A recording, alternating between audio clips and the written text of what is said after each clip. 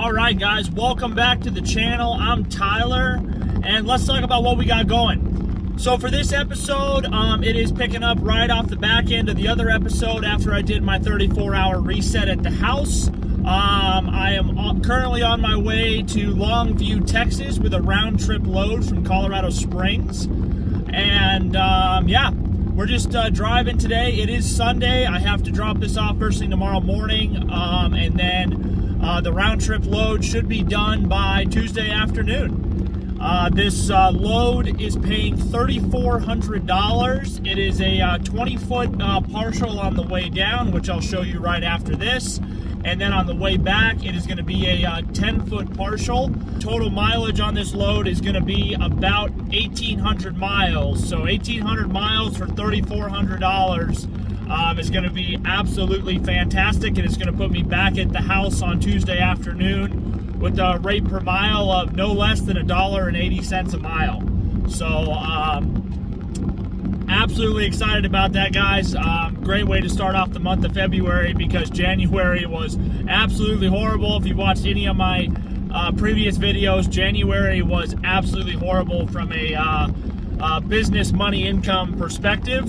But you know, you got to keep trucking, guys. That's the only thing about this business is we have weeks where we make thousands and thousands of dollars, and we have weeks where we work for free. As an owner-operator, that's just the harsh reality. All right, guys, we stopped right before we jumped on the interstate to check our tie downs, retighten them, and here's what this load looks like if you didn't watch the previous episode.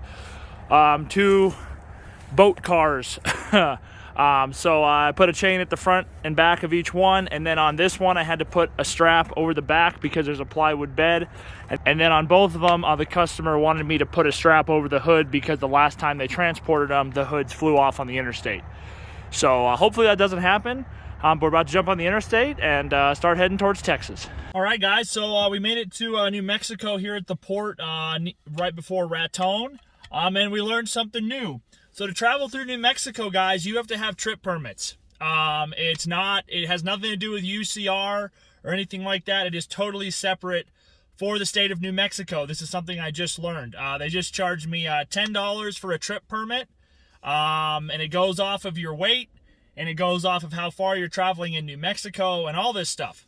The last time I came through New Mexico was actually on my very first load way back in May of last year. And the port that I went through, they just waved me on through on green, never thought anything of it. Well, apparently, if you do not get a trip permit, and let's say you get stopped by State Patrol or whatever, it is a $300 fine to not have a trip permit. The lady at the desk here was nice enough to give me the paperwork to go on to their website to pre-buy my trip permits. Hey guys, we learn lessons every day, and now we know when you travel through New Mexico, buy your trip permits beforehand. Keep trucking, heading towards Texas now. We'll start heading southeast here in about 10 miles. All right, guys, so we made it to Dalhart, Texas, stopping here for our 30-minute break. And guys, New Mexico was a pain in the ass to go through. I will not be going through New Mexico in the future unless I have to. They stopped me at the port on the way out of New Mexico. They scaled and they had the light green. Well, in most states, green means you just keep rolling and then you just roll across, you're good to go. Well, then they have it green and they didn't even change it to like yellow to like let me know, hey, like you need to stop on the axle. They just turned it red. And then they wanted me to back up after I had already way past the axle. I'm doing 3 miles an hour on the scale. And then I had to back up, and then I had to go stop, and then I had to go again, do the next axle, and then they wanted to weigh the trailer axles, and then they kept it green, and then they turned it red after my trailer axles were already across, so I had to back up again. It was just a disaster, and then they wanted me to go in and show them my trip permit, and it was just a headache. Guys, the trip permit is a big thing if you do not run apportioned plates. If you do not have apportioned plates, you're going to have to deal with trip permit stuff. So definitely keep that in mind if you book any load going through New Mexico. We're going to stop here. We're going to eat our leftover hibachi from dinner last night, from date night with the wife. and get some fuel and keep trucking. Next major city is Amarillo. All right, guys, this is why you always check your equipment, especially when you get fuel. Always check your tires. I found this piece of metal in here right in between the grooves. I did the good old spit test and it wasn't bubbling, so I gambled and I pulled it, and we got lucky, and it didn't go all the way in. So yeah, we're good. All right, guys, good morning. We are on the road. We got about an hour and 20 minutes to drop. Let's talk about last night. So guys, when you run new lanes, you have to be aware that you might end up in a situation like I did last night. So last night what happened was my log was, I was 30 seconds away from running out of time when I got parked at a Walmart. Okay, now I have parked at Walmarts all the time when I sleep in the truck, and I've never had a problem. Okay, well, the Walmart I picked was on private property, obviously, with a bunch of other stores and shops and all that, and they enforced their parking rule. So I found out was this morning at 5 a.m. a security guy was beating on my window, and he told me to move my truck or he was going to boot me. So thankfully he didn't boot me, and I was able to move. I moved over to a Denny's down the road about a mile, and I just stayed there for the last 3.5 hours, ate breakfast and hung out. That's all I could do. This morning when I got on the road, about 7 minutes down the road, there was a Walmart with actual truck parking. There was a Lowe's with actual truck parking, and another shopping center with all kinds of restaurants and stuff. And then down the road, over the course of the next 10 minutes after that, there was 2 more truck stops. Definitely, I picked the wrong spot, but it all worked out. We didn't get booted. We didn't have to pay any fines or anything like that. So I'm really grateful for all that. But guys, whenever you run new lanes, you really have to keep track of where stuff is. All right, guys, we made it to the drop. We're gonna drive these suckers off. Then we're gonna load up that little sucker.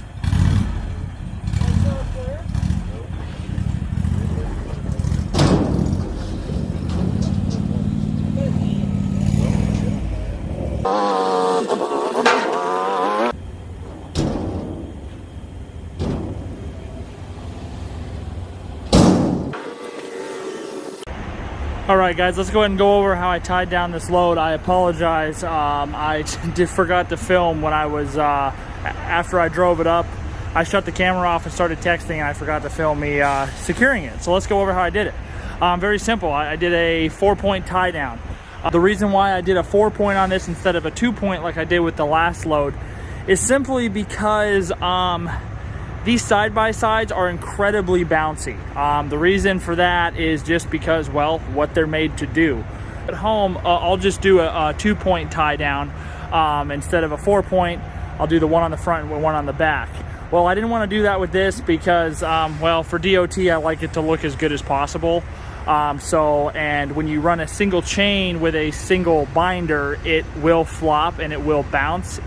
It's not going to come off the trailer. But for DOT, I like to look good. So that's why I did a 4-point, but you would be fine to do a 2-point. Just a very simple 4-point tie down. I did use shackles up here. I would highly recommend investing in shackles for like literally this reason. They're 2 4,000-pound shackles. And then up here, I just hooked to the points of the grill. But you could run a single chain right through the front there and you'd be fine. But right, guys, good morning. We are on our way back towards Colorado. We're about to cross into New Mexico. The reason why I am taking this route back is for 2 reasons. One, because it saves about 40 minutes of time. That time because I snagged another load from my previous employer out of Colorado Springs this afternoon. And I'm going to be hauling it's either a C13 or a C15 up to the repair shop up in Aurora. So super happy about that. It'll be my first load from them. They finally called me, and I couldn't be happier about that. On top of it, the brokerage is going to cover the cost of the permits, which is awesome. But yeah, we're going to get this side-by-side dropped off probably about 2 o'clock this afternoon. And then we'll head to go pick up the engine, and we'll get it dropped off today. Yesterday, I missed 2 loads out of Texas because my authority is less than a year old. Guys, I'm telling you, a lot of brokerages change their rules to a year-long authority. So a lot of people are going to be for a rude awakening this year, because I have run into that already in the last 2 weeks. I've had that happen 3 times. That is going to be a big problem for a lot of new haulers. So we came through Clayton, New Mexico, and we got an inspection at the port. Everything went good. It just ate up about 40 minutes of time, which is all right. We should still be able to get everything where it needs to be today. But you know, the problem I have, and I'm actually going to call the state of New Mexico, and I'm going to file a complaint, because they don't have any bathrooms for us to use at the port. But yet they're going to give people inspections and have people sit around and wait for 40 plus minutes. That's wrong. And then when I had to go to the bathroom and I asked, they told me I'm just going to have to wait. So I just pissed in the parking lot, because that's bullshit. If you're going to hold people for an inspection, you need to at least give them a porta-john to take a piss or a shit in. So I will definitely be calling the state of New Mexico, because that's not right. That is completely wrong. But hopefully I can shave off a little bit of time by driving like Dale. All right, guys, we got everything unloaded, and we got loaded with this engine. I apologize. I was in a rush to get everything loaded. It weighs about between 4,000 to 5,000 pounds, is my guess. And so here's how I tied it down. So I did a chain pulling from the rear and the front, opposite in an X, and then I threw a chain over the top of the pallet. The reason why is because when you hit big ass bumps, this shit will bounce on the trailer, and it will literally catch air. If you hit a big bridge joint, it will catch air, and on top of it, if you don't have anything over the top, it is able to still tip over, even with the 4 outer chains. So threw on 5, and we're good to go. The guys got the engine dropped off at the component shop, and now we're headed towards the house. Be there in about 2.5 hours in Denver traffic during rush hour.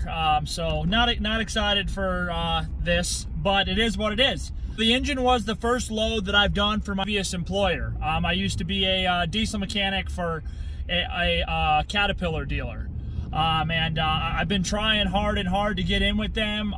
They finally approved my paperwork, and then I was basically the squeaky wheel. You know, the squeaky wheel gets grease, and it finally paid off, and they called me today.